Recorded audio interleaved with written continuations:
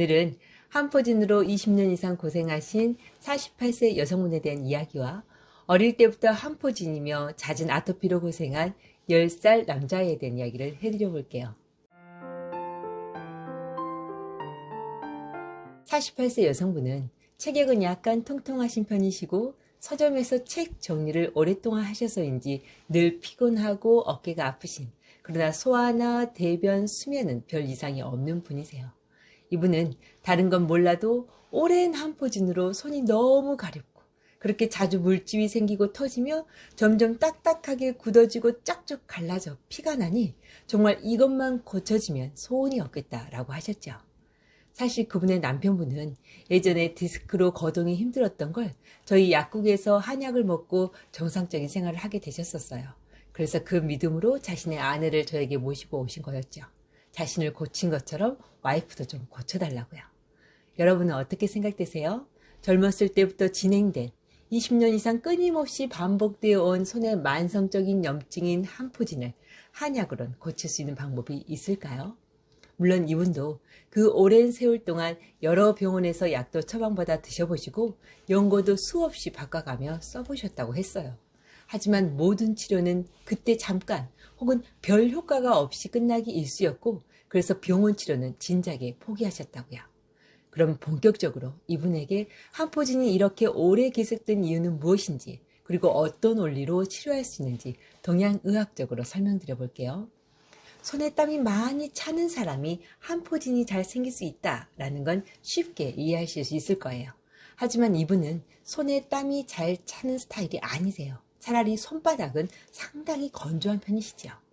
동양의학적으로 볼 때 손가락이나 손바닥에 한포진이 생기는 원인은 체질적으로 심장이 약해 혈액이 말단까지 제대로 순환되지 못한 경우가 많아요. 그리고 이 상태에서 과로나 마음의 힘듦으로 심장에 열이 차면 그 열이 심장 경맥으로 전해져 손바닥과 손가락에도 열이 차오르게 되는 거죠. 그림에서처럼 심장과 심장을 싸고 있는 관상동맥의 개념인 심포, 경락이 손바닥과 손가락을 지나고 있는 게 보이시나요? 따라서 심장과 심포가 약해지면 손바닥까지 이어지는 순환이 약해져 손세포가 약해지고, 이 상태에서 심장과 심포에 열이 차면 손바닥에도 열이 차오르니 손바닥과 손가락은 참을 수 없을 정도로 몹시 가렵고 세포 사이사이에 있던 수분은 열에 의해 부풀어 올라 물집이 오르게 되죠. 이걸 또 긁거나 자극하면 진물이 나면서 세포 장벽이 무너져 버리니 결국엔 열과 염증이 반복되어 악순환이 계속되는 거고요. 따라서 일단 가려움과 물집이 올라오면 최대한 긁거나 자극하지 말고 냉찜질로 너무나 가려운 그 순간이 지나가게, 그렇게 염증이 안 생기게 해야 된다고 말하는 거겠죠. 그래야 조금이라도 악순환의 고리를 끊을 수 있으니까요. 하지만 한포진이 올라올 때마다 긁지 않고 냉찜질 등으로 정말 잘 관리한다 해도 병의 근본 원인이 해결되지 않고 진행된다면 한포진과 계속 힘들게 싸울 수밖에 없겠죠. 또한 점차 진행되면서 세포 사이 수분과 진액은 점점 부족해지므로 피부는 이젠 물집보단 점차 건조하고 뻣뻣해져 딱딱해질 거고요. 그럼 원인이 나왔으니 치료하는 방법도 이해가 되시죠? 원인이 심장 허약과 순환불량, 그리고 정체된 열이라고 했으니 그걸 해결하면 될 것 같아요. 한포진에 관한 유튜브를 찾아보니 닥터 유 채널에서 한포진의 원인을 힘듦과 지나침, 탈수라고 하시대요. 저에게 그 말씀은 병을 꿰뚫어 보고 계신 분의 지혜가 담긴 말씀 같았어요. 실제로 동양의학에서도 심장에 열이 차고 심장이 제대로 펌프를 못하여 말단까지 순환이 안 되는 이유가 타고나기를 심장이 허약하게 타고난 것도 있지만 더 많게는 자신의 체력보다 자신을 더 몰아붙이고 과로를 하는 것, 또는 지나치게 마음을 긴장시키고 마음을 졸인 것 때문이라고 보거든요. 따라서 한포진을 제대로 고칠 때에도 제일 먼저는 과로가 되지 않게, 또 마음을 살펴 지속적으로 마음이 힘들지 않게 노력하면 심장이 아주 약하게 타고났다 하더라도 좋은 음식과 규칙적인 운동만으로 어느 정도는 회복되어 재발이 안 되게 되죠. 하지만 스스로의 노력만으로 힘든 상황이라면 한약으로 이 세 가지를 도울 수 있는 방법이 있어요. 가령 가슴에 생긴 허열을 식혀 내려주는 약초로 심장과 손바닥에 열이 차 있는 것을 없애주고 심장과 심포경락의 혈액순환을 도와 손바닥까지 혈액이 잘 갈 수 있게 혈액을 보충하고 순환을 촉진하는 약초를 더하면 한포지는 어느새 물집이 줄어들고 촉촉해지면서 피부 장벽이 좋아져 한결 부드럽게 새살이 다시 차오르는 것을 느낄 수 있죠.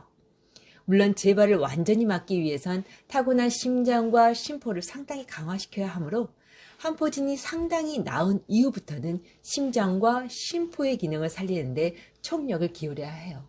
물론 심장을 돕기 위한 더 근본이 호르몬을 만드는 부신의 기능이기에 부신을 강화시키는 처방과 함께요. 이렇게 하면 사실 손발에 땀이 많이 나는 다한증도 일반적인 한포진도 좋아질 뿐만 아니라 자신의 약한 체력도 한 단계 올라가고 마음이 여려 상처를 잘 받는 성격도 함께 좋아지게 되지요. 이 모든 것이 동양의학에선 심장과 신장이 약해서 오는 뿌리가 같은 증상이기 때문이에요. 그럼 48세 여성분은 어떻게 되었냐고요? 이분은 20년 이상 한포진을 달고 사셨던 분이라 완전히 고치기까지는 4개월 이상이 걸리셨어요. 하지만 그 이후론 몇 년이 지난 지금까지 재발 없이 잘 살고 계시고요. 너무 오래 걸린다고요? 네. 하지만 환절기에만 찾아오는 한포진이나 아이들이나 젊은 사람의 한포진은 세포가 금방 재생이 되기 쉬우므로 시간이 오래 걸리지 않아요. 그러니 원인 치료를 한번 시도해 보시길요. 두 번째 이야기는 어릴 때부터 한포진이며 아토피로 고생한 10살 남자아이예요. 우리 아이도 잘 먹고 잘 싸고 잘 자고 크게 스트레스도 없어요. 하지만 마음이 여려 긴장을 잘하고 손발에 땀이 많은 편이에요.